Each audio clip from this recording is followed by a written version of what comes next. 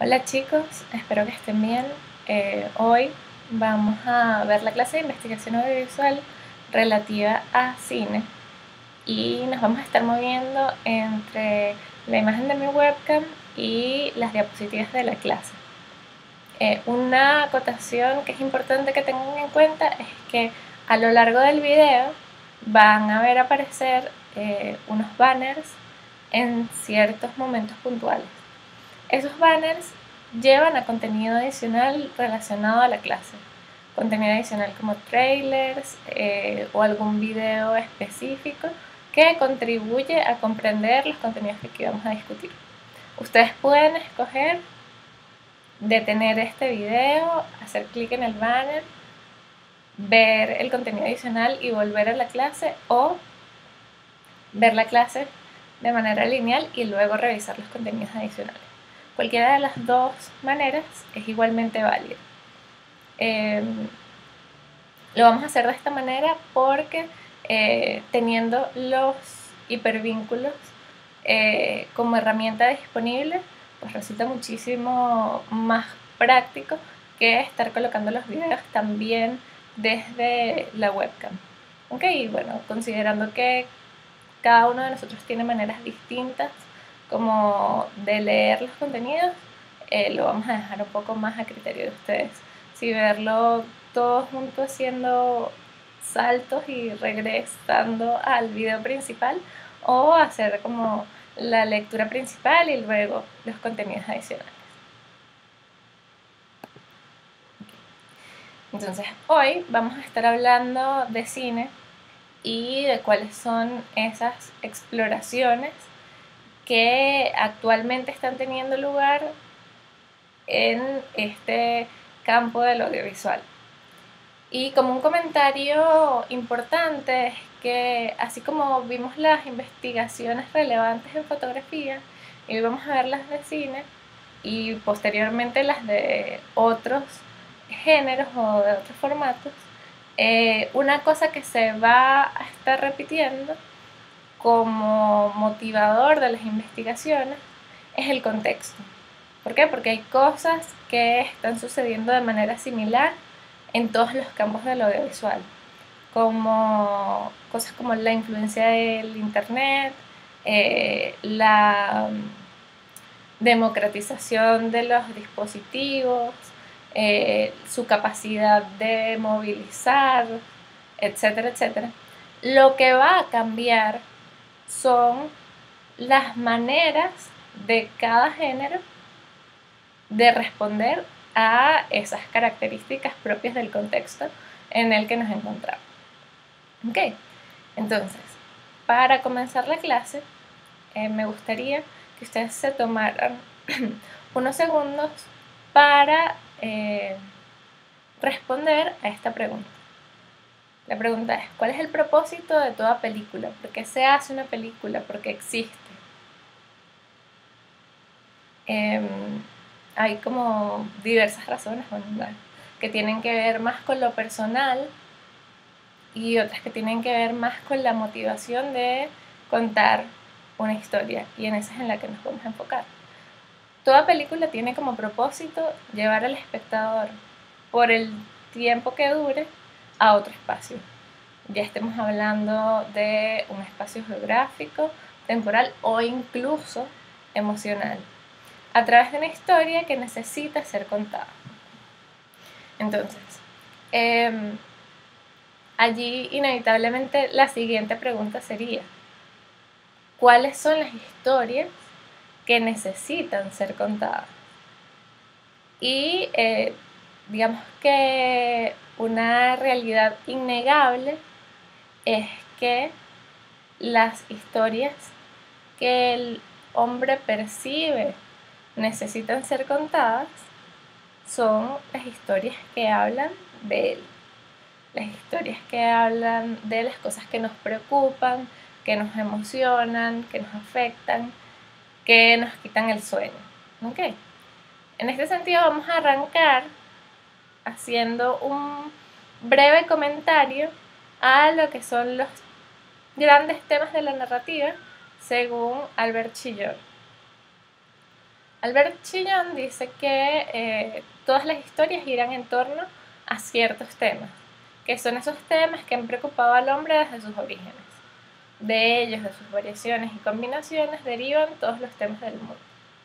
Y si ustedes, digamos, se ponen a ver o a escoger al azar cualquier historia, verán que hay como muchas cosas o muchos temas que son recurrentes en ella. Cosas como el amor, cosas como la muerte, como la locura, etcétera, etcétera.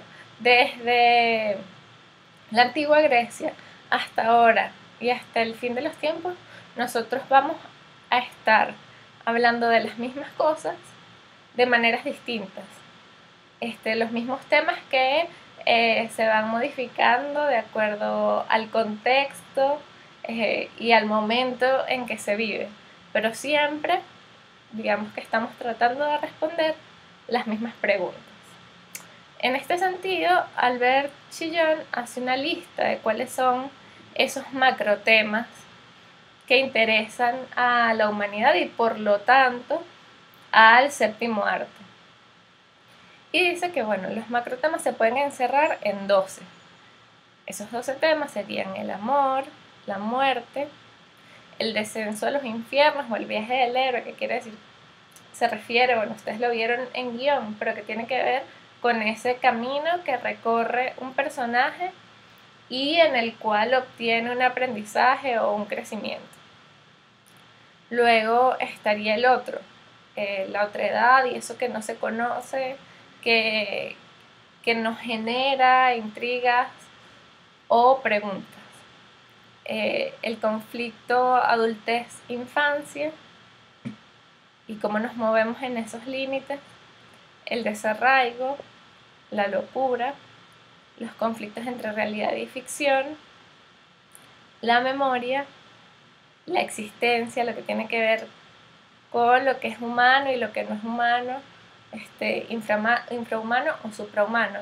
Y aquí entran desde películas de zombies hasta películas que tienen que ver con inteligencia artificial y con cyborgs. Luego el destino, el futuro y el devenir. Y luego la némesis por el hubris, que tiene que ver con ese fenómeno en el que el hombre se siente sumamente poderoso y de alguna manera, digamos, pierde los tapones y luego recibe una lección por su comportamiento, por decirlo de alguna manera. Entonces aquí, si ustedes, eso como les decía, hacen el ejercicio de escoger una historia al azar y tratar de calzarla en alguno de estos temas, pues siempre van a conseguir una respuesta en esta lista. Porque de aquí se desprenden muchísimas cosas. Y de aquí y de sus mezclas, obviamente. Hoy difícilmente podemos encontrar una película que vaya sobre solo uno de estos temas. Entonces, si quisiéramos poner algunos ejemplos, si hablamos del amor, por ejemplo, está Beginners de Mike Mills. Si hablamos de la muerte, estarían películas como Mar Adentro. Si hablamos del descenso a los infiernos o del viaje del héroe, cosas como El Señor de los Anillos y en general casi cualquier película de road trip. Luego el otro con su variante, el doble, estaría Black Swan, porque cuando hablamos del otro, pues también podemos hacer referencia a ese desdoblamiento de la misma persona. ¿Okay? Los conflictos adultez-infancia, y aquí hablaríamos del curioso caso de Benjamin Button. Cuando hablamos del desarraigo, es quizá el no pertenecer a ningún lugar. Estaría quizá Darjeeling Limited o El Terminal. Luego la locura estaría Shame o Nymphomaniac. Conflictos realidad-ficción, películas como Inception, Matrix, La Memoria, The Eternal Sunshine of a Spotless Mind, luego la existencia y esa dualidad entre lo humano, lo infrahumano, lo suprahumano, Blade Runner, Resident Evil, serían ejemplos de eso. Luego el destino, el futuro o el devenir, efecto mariposa. Y el ejemplo de la némesis o castigo divino por el hubris sería Jurassic Park. Ok.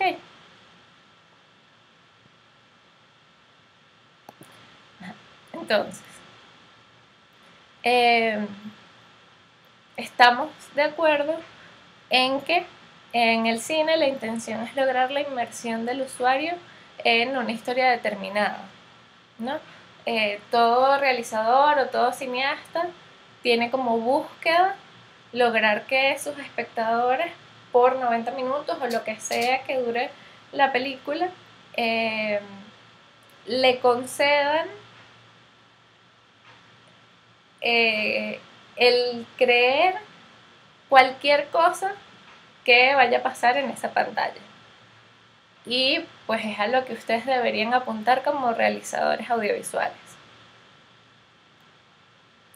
Entonces, si tenemos en cuenta que el objetivo del cine es atrapar al público, engancharlo y comprometerlo con una historia, podríamos hablar hoy de dos maneras en las que se está intentando lograr eso. La primera de las maneras tiene que ver con la historia, con la temática y con cómo se hace más verosímil eso que se quiere contar. ¿Okay? Y eso tiene que ver con la búsqueda de actuaciones genuinas y con el tratamiento de temas universales o temas con los que la mayor cantidad de espectadores se pueda relacionar. Y por otro lado estaría la tecnología, que tiene que ver con cómo una película puede intentar atrapar a una audiencia a través de gráficos increíbles o unos muy buenos efectos especiales, o la tecnología en el sentido de modificar lo que es la experiencia de ir al cine. ¿Okay? Entonces estarían como estos dos polos que a veces pueden trabajar en conjunto, pero que muchas veces digamos que son extremos opuestos de la búsqueda, y durante la clase de hoy vamos a tratar de abordarlo punto por punto, de una manera muy primaria, y digamos, ustedes tienen el compromiso de profundizar en cualquiera de los puntos que les llame la atención, y podemos discutirlos de manera individual, pero lo que haremos hoy es tratar de tener un panorama general de cuáles son esas exploraciones que están ocurriendo ahorita en el cine. Entonces vamos a comenzar por lo que es la historia como tal. Y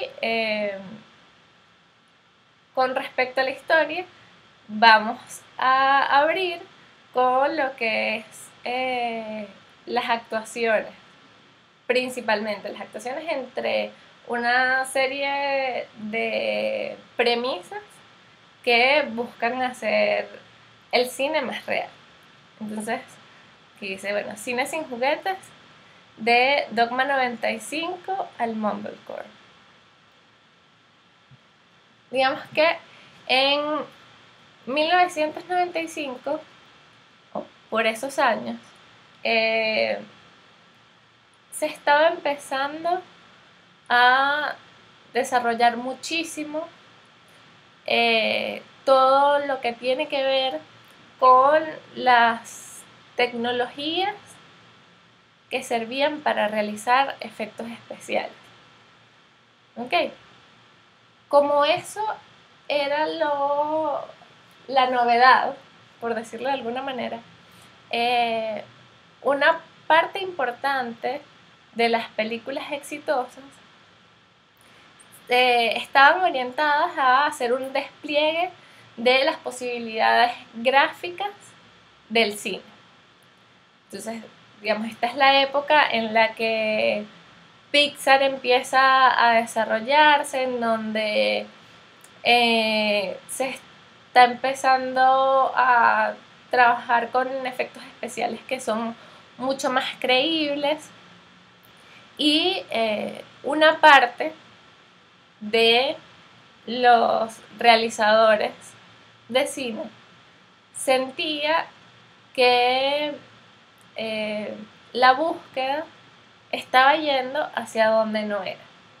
Es decir, se estaba haciendo muchísimo énfasis en mostrar toda la pirotecnia o las posibilidades gráficas del cine, y se estaba descuidando de alguna manera lo que era el argumento, cosas como el guión, la historia, las actuaciones. A raíz de esta situación, o en este panorama, surge el movimiento de Dogma 95. Entonces, ¿qué fue Dogma 95? Fue un movimiento de vanguardia iniciado hacia 1995 por los daneses Lars von Trier y Thomas Vinterberg. Este movimiento buscaba, en cierto sentido, purificar lo que era la realización cinematográfica, rechazando costosos y grandilocuentes efectos especiales, modificaciones en postproducción y otros recursos técnicos. La idea era concentrarse en las historias y las actuaciones, y no en las distracciones ocasionadas por la superproducción. Ellos, la manera que encontraron de volver a hacer el cine relevante en tanto historia fue apartarse de todas esas posibilidades técnicas que se estaban desarrollando y que ellos consideraban que de alguna manera podían distraer del propósito principal del cine, que era contar historias relevantes. Entonces, ellos hicieron una suerte de manual o manifiesto en donde se establecía qué cosas debía hacer o no todo aquel que se considerase un realizador del dogma. Entonces allí hay cosas como la filmación debe hacerse en locación, sin el uso de props ni elaboración de sets. No se debe utilizar música a menos que esta ocurra durante la filmación de una escena. Eso quiere decir que la postproducción en términos musicales era inexistente. Luego, el uso de la cámara en mano y la grabación que debía ocurrir en el lugar de la acción. Los filmes debían ser a color y no debían utilizar ningún tipo de iluminación artificial. Quedaban prohibidos los retoques visuales y los filtros. Igualmente prohibidas las acciones superficiales. Es decir, todas esas acciones que necesitasen de algún tipo de efecto visual para que fuesen creíbles. En este caso ponemos un asesinato como ejemplo. Quedaba prohibida la alienación geográfica y temporal. Es decir, en el dogma no se podía, por ejemplo, grabar una película de época o una película de ciencia ficción. no clasificación por género cinematográfico, es decir, el Dogma no hacía películas dramáticas, ni películas cómicas, ni thrillers, sino hacía películas de Dogma. Grababan en formato 4:3 y el director no debe recibir crédito, digamos, que era una especie como de comunidad creativa. Bajo estos principios, distintos directores comenzaron a producir proyectos que en su momento fueron bastante relevantes porque cumplieron la función de generar preguntas en torno a la calidad de las historias que se estaban haciendo hasta en ese punto. Okay. Algunas de las películas representativas de la época del Dogma 95 son Celebración, de Lars von Trier, Julien de Donkey Boy, que es de Harmony Korine. Esta, digamos, como que es la primera película de Dogma realizada por un norteamericano. Los Idiotas y la página del Dogma tiene una lista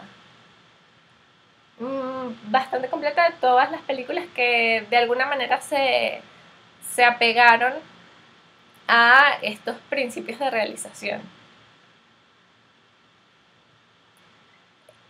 ¿Qué pasó con el Dogma? O, digamos, ¿cuál fue el impacto y hacia dónde se movió? Si bien como movimiento crítico tuvo bastante relevancia, la verdad es que en la tarea de cumplir con las normas de ese manifiesto, los directores del Dogma se vieron en muchísimos aprietos.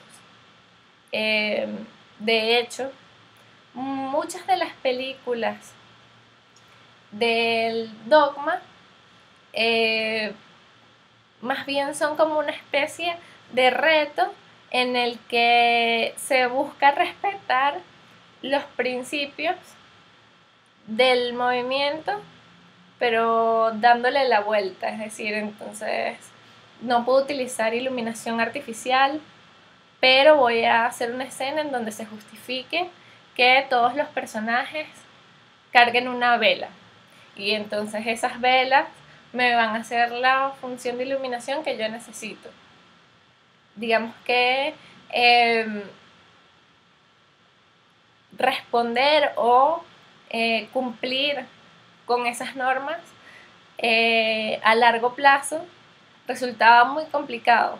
Quizás está bien realizar una película de Dogma como una suerte de reto digamos, poniendo a prueba tu capacidad de realmente trabajar un argumento y un guión interesante y relevante. Pero la producción sostenida con estos principios pues resultaba bastante dificultosa. Luego, bueno, además de la dificultad para cumplir con ese decálogo, por esa época comenzaron o continuaron surgiendo tecnologías que cada vez se hacían más accesibles y que adicionalmente afectaban de alguna manera la estética que se había creado dentro del Dogma. ¿Por qué? Porque, bueno, como se utilizaban, por ejemplo, cámaras que no tenían tanta capacidad como las de ahora y no había iluminación artificial, pues las películas del Dogma se caracterizaban por tener cierto tipo de grano, como algunos, digamos, entre comillas, errores de grabación que terminaron por convertirse en estética del Dogma. Y luego, bueno, sus creadores alegaron que el movimiento se había vuelto un género en sí, cosa que no era la idea inicial. Y digamos que todas estas cosas contribuyeron a que cada, digamos, los integrantes o los directores que participaban en el dogma siguieran como caminos independientes. Sin embargo, el Dogma 95 como movimiento dejó algunos aportes bien importantes a lo que es el cine. La primera de ellas es la relegitimación del cine guerrilla o el cine de pocos recursos o de bajo presupuesto. La segunda sería una legitimación de la estética generada por esos filmes de bajo presupuesto como una parte aceptable de la cultura visual contemporánea. Propició algunas preguntas que habían dejado de hacerse en el cine y el dogma sin duda fue el espacio que llevó a la consolidación de quienes hoy son importantes directores del cine contemporáneo, como Lars von Trier o como Harmony Korine. Acá, bueno, algunas de las películas que ha hecho Lars von Trier después del dogma: Dogville, El Anticristo, Melancolía y bueno, ahorita la muy controversial Nymphomaniac. Entonces digamos que el poner las capacidades al límite en ese momento les dio a estos directores una visión, una manera distinta de aproximarse a las historias a posteriori. Después del dogma, digamos que el cine, la industria cinematográfica, no entendió del todo la lección, ¿no? Y el cine más taquillero de la primera década de los 2000 también estuvo representado por películas de muy alto presupuesto, con importantes efectos visuales y despliegue cinematográfico. Ante esto, una especie de respuesta que no le va a llegar ni a los talones como movimiento a lo que fue Dogma 95, pero que nos interesa por lo cercano que lo tenemos, es el mumblecore. El mumblecore es una especie de movimiento, y digo especie de movimiento porque es una producción dispersa que no terminó como de unificarse o de puntualizarse. Entonces fue una suerte de movimiento desarrollado en Estados Unidos entre 2002 y 2012 por un grupo de artistas independientes, entre los cuales están Andrew Buchowski, Joe Swanberg y Greta Gerwig. De aquí, digamos que quizá la más conocida es Greta Gerwig, que se hizo muy famosa por el mumblecore, pero que además supo o sabe muy bien moverse entre lo mainstream y la escena independiente. El mumblecore, si bien nunca llegó a consolidarse, sí puede definirse por algunos rasgos específicos. Esos rasgos específicos son películas con un presupuesto extremadamente bajo. Con extremadamente bajo quiero decir que hay películas del mumblecore que se hicieron con $3,000 y las películas quizá con mayor presupuesto se hicieron con $20,000, $25,000. Un cast conformado en su mayoría por no actores, el uso de la improvisación y en muchos casos el uso de diálogos que eran pronunciados de una manera que se hacía incomprensible, como balbuceado. De allí es de donde viene el nombre de mumblecore. El mumblecore, digamos que es una especie de cine como muy espontáneo y que trata de ser como lo más naturalista posible. Y en ese sentido comparte una característica con el dogma, que es el buscar que las historias sean como lo más reales o naturales posible, no preparadas, no manipuladas. Dice, bueno, a pesar de no haber trascendido como movimiento, el mumblecore influenció algunos productos audiovisuales con mayor aceptación en esta década. Del mumblecore hay como películas como Funny Haha o Tiny Furniture, que es una película, bueno, por la que inicialmente se hizo conocida o medianamente conocida Lena Dunham,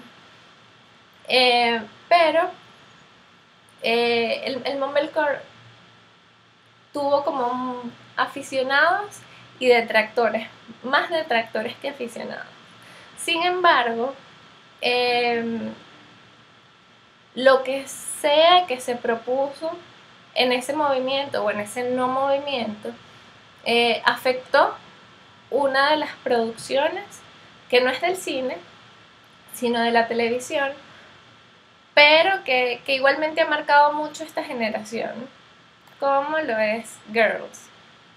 La manera en que se cuentan las historias en Girls, que es como sacar una historia de donde no pasa nada, en donde los diálogos pues vienen como muy de la cotidianidad de los personajes y donde se explora mucho la interioridad de los mismos sin que esto sea necesariamente profundo o relevante, es decir, incluso reflejando la superficialidad que puede haber en un personaje.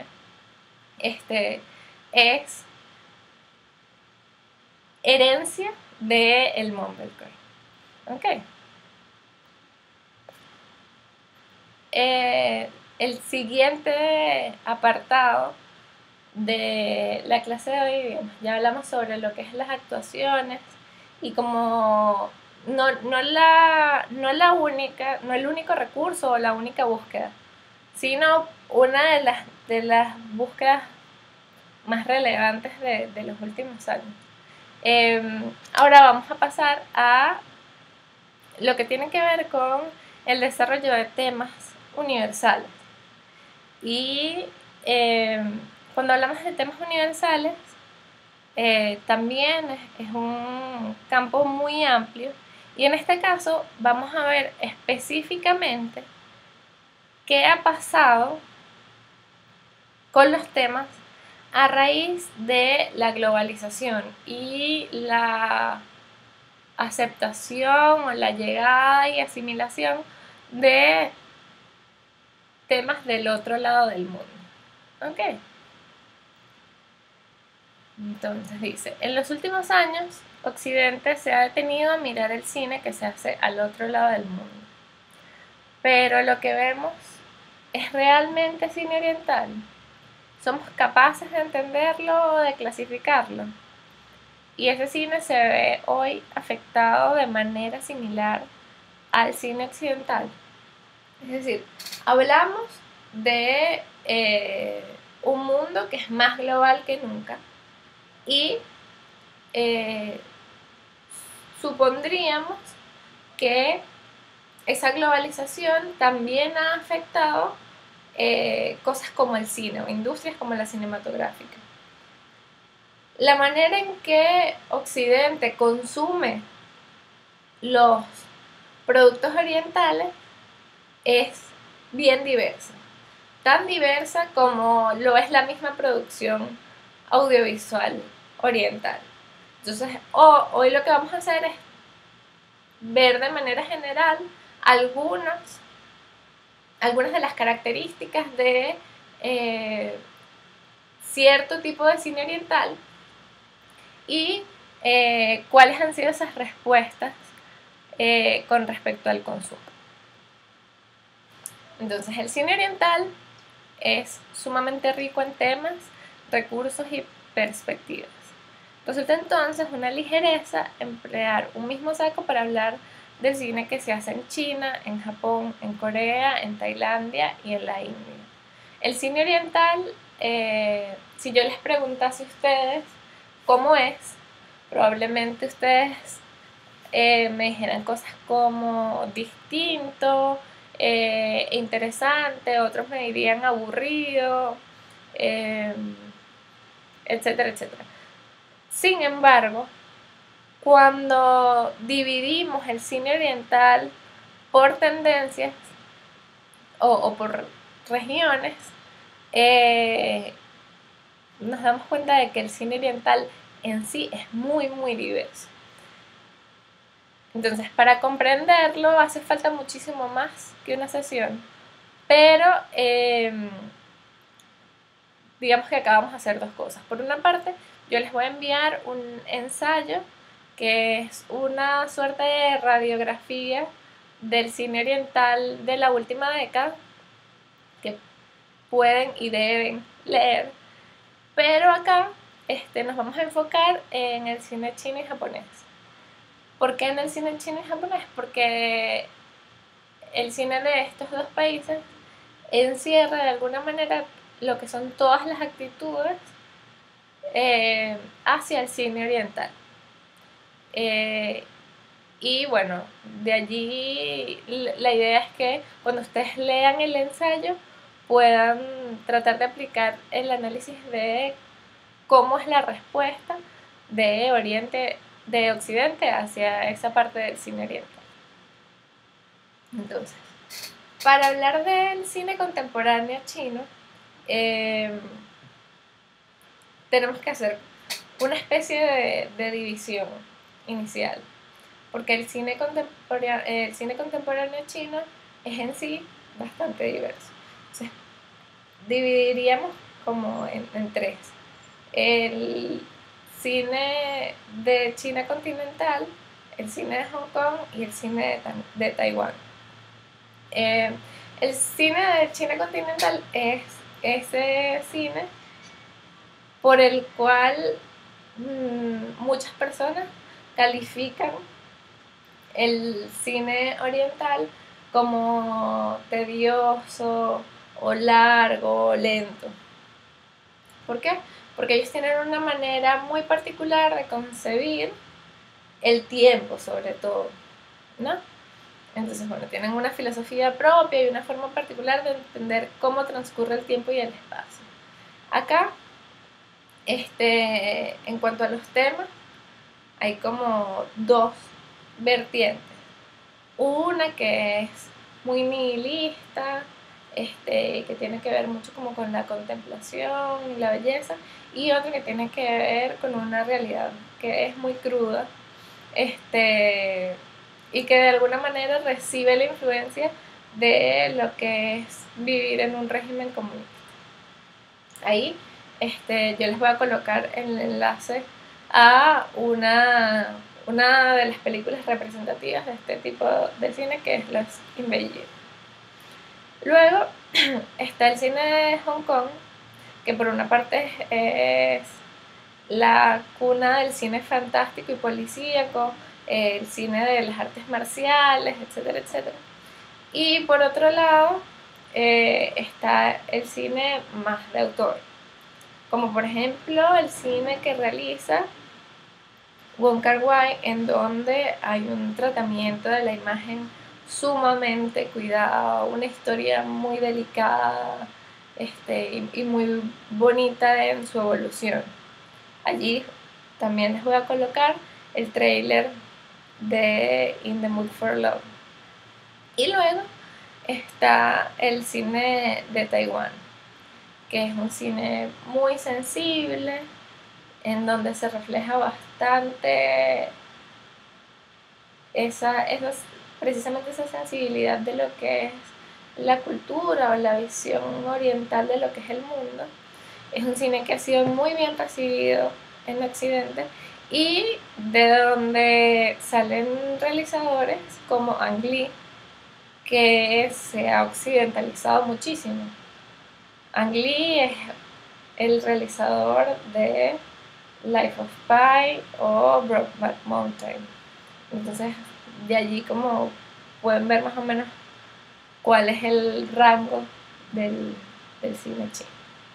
Entonces, acá van a ver los banners para las distintas películas. Y luego tenemos el cine contemporáneo japonés. El cine contemporáneo japonés es un poquito más cauteloso en lo que es la distribución y la circulación, como la llegada de los contenidos a Occidente no ha sido tan masiva.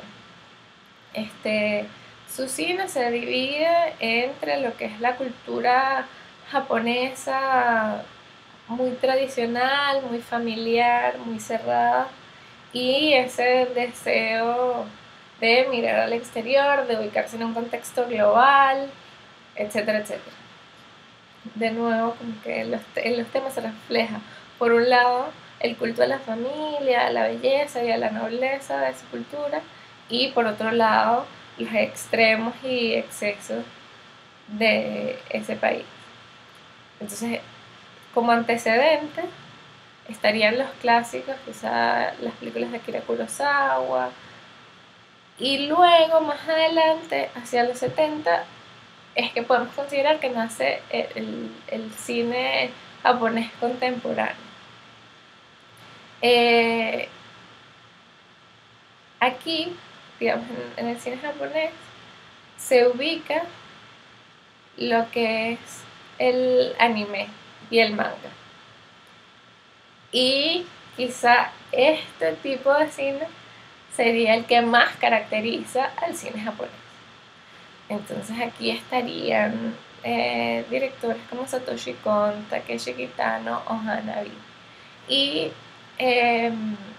con el cine japonés pasa una cosa muy curiosa con respecto a lo que es la apropiación de contenidos por parte de Occidente. Satoshi Kon es un realizador japonés que trabajó distintas películas de anime, entre ellas Perfect Blue y Paprika. En este momento, sí les pediría que hicieran la pausa para ver el trailer de esta película. ¿Por qué? Porque de allí eso es lo que nos va a permitir responder la siguiente pregunta. Perfect Blue es la historia de una chica que pertenece a un grupo de música pop, y conforme se va haciendo famosa, se empiezan a desarrollar como algunos eventos extraños en donde ella tiene una suerte de alter ego maligno. Esa historia ha sido apropiada por Occidente en la película Black Swan de Aronofsky. Y la apropiación ha sido pues sumamente fiel. Acá, por ejemplo, podemos ver la comparación de algunos de los cuadros de una película y otra. Luego, Paprika, que es otra de sus películas, habla sobre el universo de los sueños. Es un thriller que se mueve en el universo de los sueños. Y nuevamente fue tomado por Christopher Nolan para la creación de Inception. Acá, igualmente como en el caso de Perfect Blue, hay algunos de los cuadros que coinciden entre una película y otra. Luego, y aquí ya salimos del anime por un momento, pero está otra de las películas eh, japonesas, Batalla Real, del 2000, y cuando observan el tráiler es inevitable pensar en los Juegos del Hambre. Entonces, de alguna manera, en los últimos años hemos estado consumiendo y aclamando películas que se han hecho en Occidente, pero cuyo germen se dio en la cultura oriental. Habría que preguntarse, y esto es una pregunta abierta y que valdría más la pena discutirla presencialmente, si esto es reapropiación o si es plagio y dónde están los límites de uno y otro. ¿Okay? Y luego, digamos, vimos ya todo lo que tiene que ver con el desarrollo de la historia, con el trabajo de las actuaciones, y las premisas de contar la historia, y así como la búsqueda de temas universales o globales. Ahora nos toca más bien hablar de lo que es la tecnología y cómo se ha empleado en sus distintas posibilidades para hacer que el cine sea ese espacio que compromete y que engancha a una audiencia determinada. Entonces, dice, el séptimo arte lucha por encontrar un lugar en la escena del entretenimiento actual.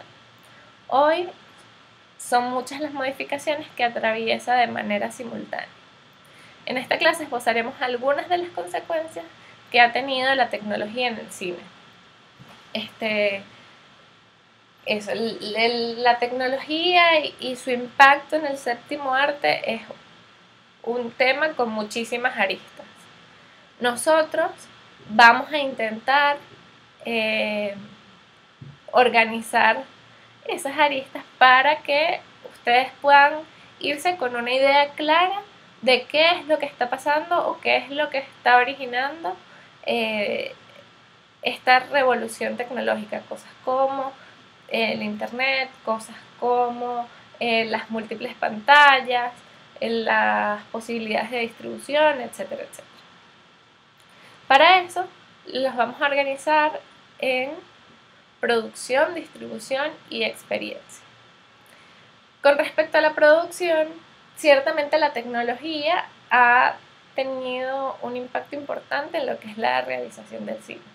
Y ese impacto está asociado a cosas como la consolidación del cine digital, un cine digital que cada vez es de mayor calidad y cada vez es más económico. Ejemplos como la cámara Red o el mismo iPad con el cual hoy se puede grabar contenido audiovisual de muchísima calidad. Luego están las herramientas de postproducción que son más accesibles y que a su vez, gracias al internet, son manejables por todo el mundo. Pues ahorita si consigues, si compras el software, te basta con encerrarte un día en YouTube viendo tutoriales para más o menos entender cómo se puede utilizar un software determinado. Luego, las fuentes de financiamiento, cómo conseguimos los medios económicos para realizar el proyecto que tenemos en mente, y pues, todo eso que de alguna manera ha llevado a la consolidación del cine independiente o la validación del cine independiente, que a su vez es como una especie de ciclo. Es decir, antes el cine independiente era muchísimo más de nicho y ahorita de alguna manera se sabe de manera más generalizada que el cine independiente puede producir proyectos de calidad. Entonces, como ejemplo de este primer apartado tenemos cosas como Actividad Paranormal, que se realizó con un presupuesto bajísimo. Creo que fue algo así como $20,000 y que obtuvo retornos increíbles en taquilla, y que, bueno, pues precisamente fue una película hecha con mínimo presupuesto. Y tenemos ejemplos como Kickstarter, en donde se ha logrado financiar distintas películas. En este caso está el ejemplo de Verónica Mars, que era, digamos, un proyecto que entre los fanáticos de la serie siempre había estado como a modo de rumor, y que cuando efectivamente quienes querían llevar a cabo el proyecto no consiguen financiamiento, lo lanzan en Kickstarter y son los mismos fanáticos los que hacen posible su realización. Luego está la distribución, y con distribución me refiero a esos espacios en donde salen los productos audiovisuales. Y acá vamos a empezar a hablar de cine y de televisión de manera equivalente, y hacia el final de la clase vamos a ver por qué. Pero digamos que son más o menos los mismos ejemplos o el mismo comportamiento en este caso con respecto a la distribución. La manera en que se salen al mercado algunos productos audiovisuales que ha cambiado. Existen plataformas como Netflix, el mismo Vimeo, Hulu, y la manera en que las redes sociales sirven para promocionar estos proyectos que no salen por la vía tradicional. Acá está la página de inicio de The Outs, que creo que es un proyecto que ya en clases anteriores hemos discutido superficialmente.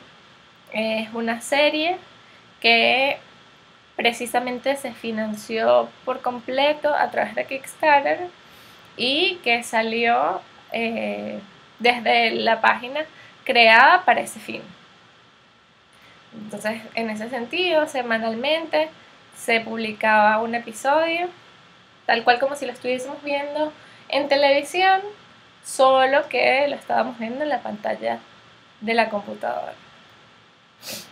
Y Orange is the New Black, que es una de las series bandera de Netflix, que además tiene la particularidad de haber salido completa la primera temporada. Es decir, el día que sale el primer episodio, sale el último, y las puedes ver todas o semanalmente, o las puedes ver de una sola sentada.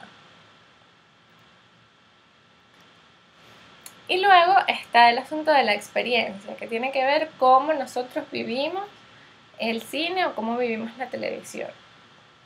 Entonces, con el surgimiento del internet principalmente, y con la posibilidad de que el público pudiese descargar una película y verla en su casa o en el momento que quisiera, en el lugar que quisiera, el cine se vio sumamente golpeado, y su razón de ser pues se vio un poco sacudida. Entonces, en este momento la industria del cine tiene que buscar las maneras de adaptarse y ubicarse en el contexto actual. Y pues lo está haciendo en dos sentidos. El primero, bueno, es creando experiencias en el cine que sean de mayor calidad visual y sensorial. Y luego es trabajar de una manera más personal de experimentar el cine. ¿Ok? Entonces aquí entrarían exploraciones como el IMAX y el cine 3D, que el cine 3D es algo que se viene trabajando desde hace muchísimo tiempo, pero que siempre había tenido el problema de lo aparatoso y feo que era ir a ver cine 3D. Parece mentira, pero el hecho de tener que colocarte unos lentes que te hacían ver extraño, etcétera, etcétera, era algo que de alguna manera frenaba al público de vivir cierta experiencia. Entonces, recientemente se ha visto cómo se trabaja la tecnología 3D, ya no con estos lentes que es uno de un color y otro de otro, sino unos lentes que parecen como más hipsters. Y ya se está conversando de una tecnología 3D que no necesita lentes para ser experimentada. De manera similar, y aquí la cultura asiática se lleva el premio o lleva la batuta en estas exploraciones, es las posibilidades del cine 4D. Ese cine que no solamente se va a ver, sino que allí olemos, sentimos, probamos la película. Pero que a su vez se convierte en una experiencia completamente distinta y que genera la pregunta de, bueno, ¿es esto cine? Es sostenible también, porque el cine 4D como experiencia es muchísimo más costoso y sigue sin ser tan masivo. Pero bueno, igual hay trabajo importante en esa área. Y luego está, digamos, la integración que se está haciendo entre las pantallas, ¿no? La industria cinematográfica se ha visto obligada a aceptar que la manera de ver películas ha cambiado. Y el siguiente paso, después de aceptarlo, es ver cómo capitalizar en esas nuevas maneras de ver el cine.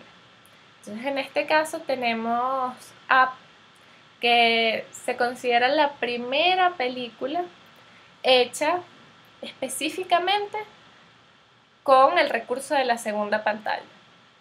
Esta película es como una suerte de thriller psicológico de una chica que un día despierta y tiene instalado como una especie de Siri en su celular, que al principio pues le ayuda mucho en su día a día, pero que luego, bueno, empieza a volverse un poco loca.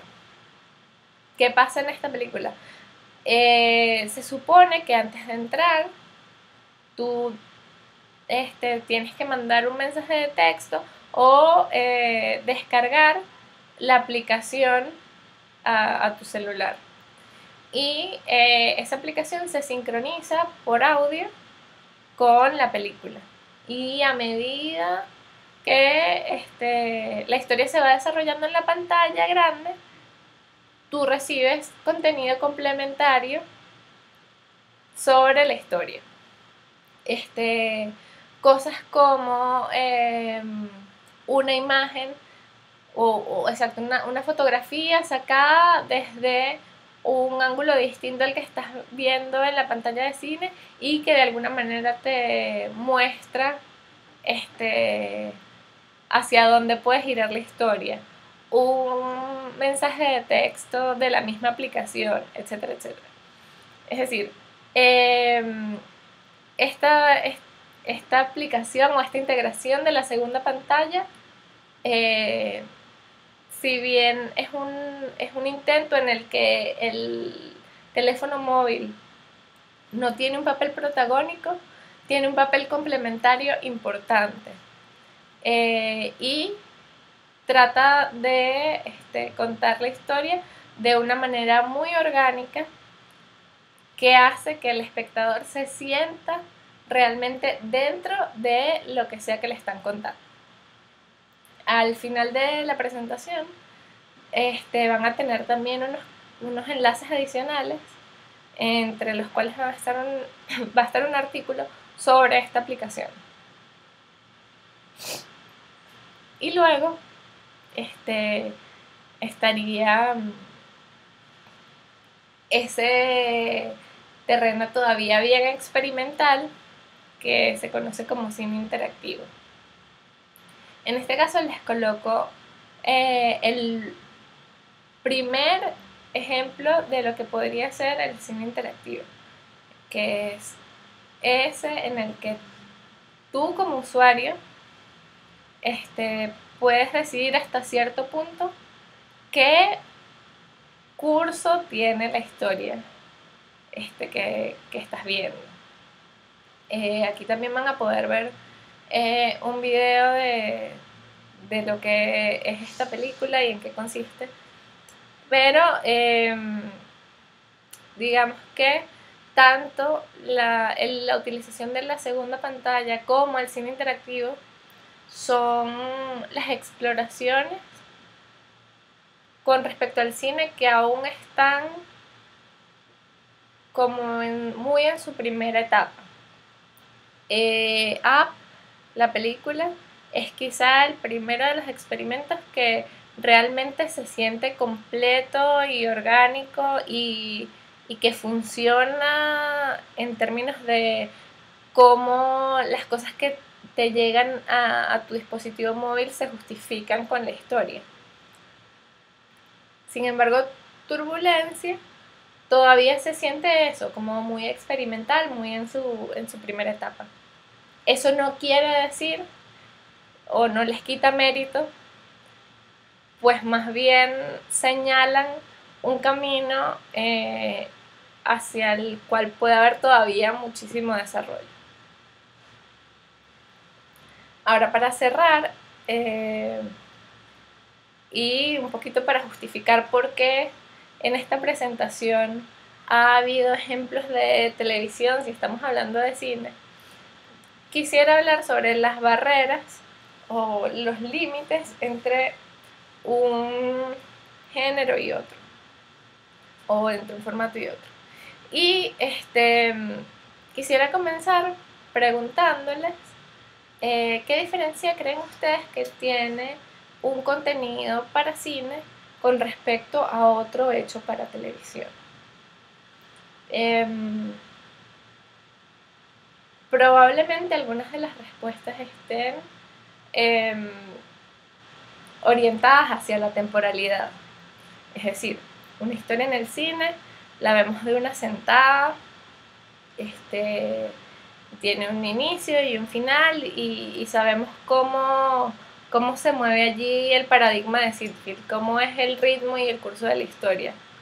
Mientras que cuando hablamos de televisión, es una historia que se tiene que desarrollar en 23 episodios que se ven de manera semanal, entonces tiene que haber un tratamiento del tiempo que es distinto y a su vez cada episodio tiene que constar de un inicio, un desarrollo, un clímax y un cierre.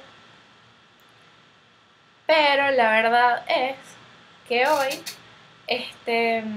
la manera de ver, sobre todo la televisión, ha cambiado muchísimo. Y esa modificación en la manera de ver televisión ha llevado inevitablemente a la generación de nuevas narrativas. Nuevas narrativas que se parecen muchísimo más a las narrativas cinematográficas. Ahora,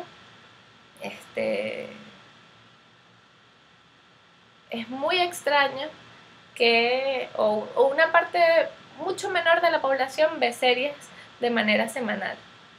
Uno consigue las series y las ve tipo maratón, de una sentada, cada vez que podemos ver un episodio, lo vemos, etcétera, etcétera.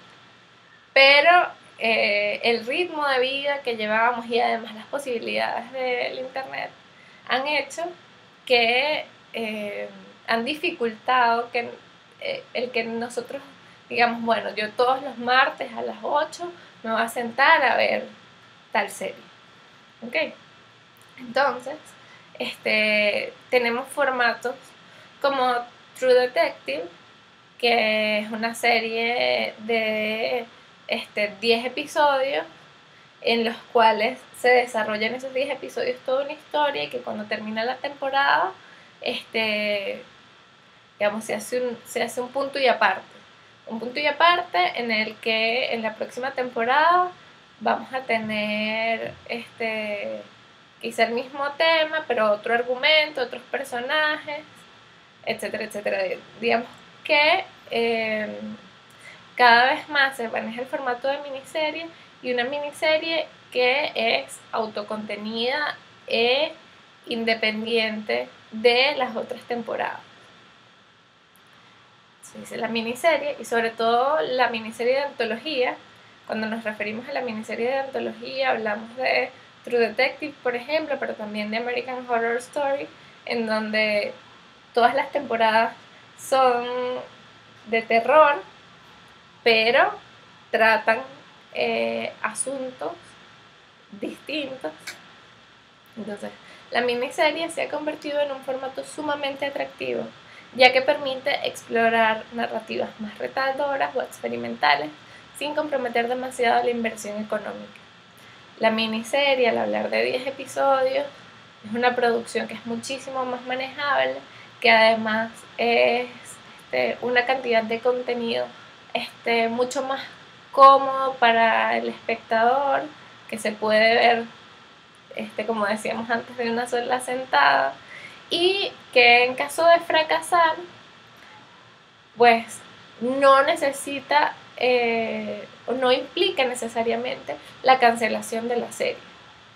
Es decir, American Horror Story puede tener mejores o peores temporadas, pero el hecho de que sea una serie de antología permite a los productores ejecutivos justificar otra temporada con un cast distinto, con un director distinto, etcétera, etcétera, etcétera.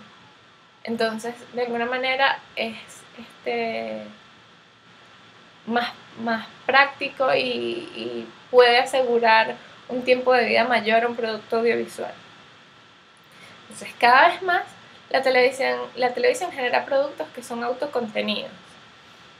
Y esa existencia de productos autocontenidos se parece mucho a una película.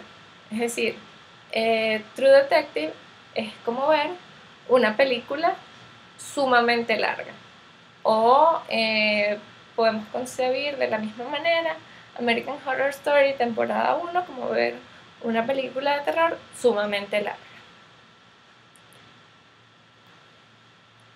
De la misma manera, pues el hecho de que existan nuevas plataformas de distribución, como lo es Netflix en este caso, ha llevado a que la manera en que se tratan los episodios sea muy distinta a la tradicional. Lo mencionábamos en el caso de Orange is the New Black, y eso se repite con House of Cards. Netflix, cuando lanza una serie, libera al mismo tiempo todos los episodios, lo que significa que si tú te quieres sentar a ver toda la temporada de una vez, lo puedes hacer.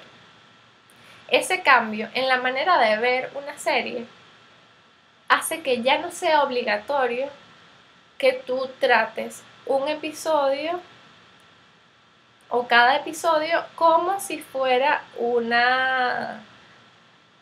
una unidad separada, es decir, que tenga como que inicie este bajo como introductorio y presentando la situación, que luego levante, se desarrolle clímax y luego vuelva a bajar. House of Cards puede en un episodio empezar bien arriba y digamos, modificar o jugar muchísimo más con lo que es el ritmo de la historia, ya no atado de manos por lo que es la duración del episodio.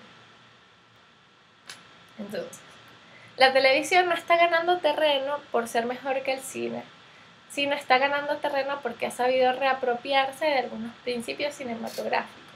Y de alguna manera, esos formatos alternativos de ver televisión, como Netflix, representan ese punto de encuentro entre lo que es el formato televisivo y el formato cinematográfico.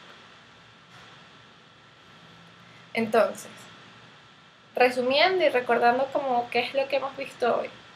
El cine hoy busca enganchar de distintas maneras. Hay como dos grandes polos en esas maneras de tratar de enganchar.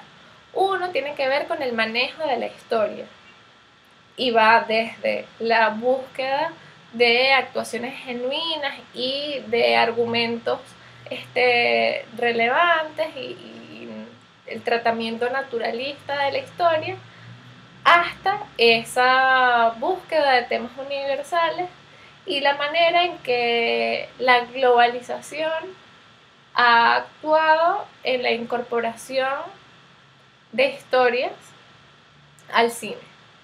Y luego, por otro lado, está la tecnología, que tiene que ver, bueno, con todos esos juguetes que nos permiten hacer unos gráficos increíbles y unos efectos especiales que agregan muchísimo visualmente a un producto, como la experiencia de ver la película, que va desde lo que pasa en el cine hasta lo que puede pasar en el televisor de mi casa o en la pantalla de mi computadora.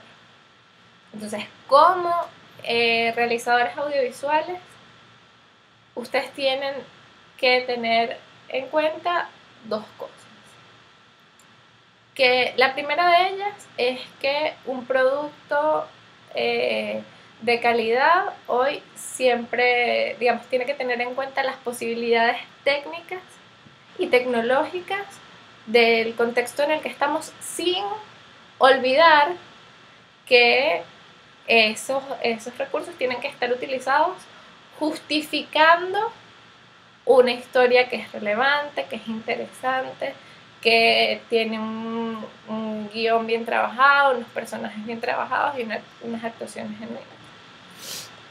Y la otra cosa es considerar siempre que, bueno, tanto el cine como la televisión son una industria y que ustedes tienen que estar al tanto de cómo se están moviendo las piezas para generar productos acordes a el contexto en el que vivimos, que se puedan insertar en los espacios en los que los productos circulan hoy.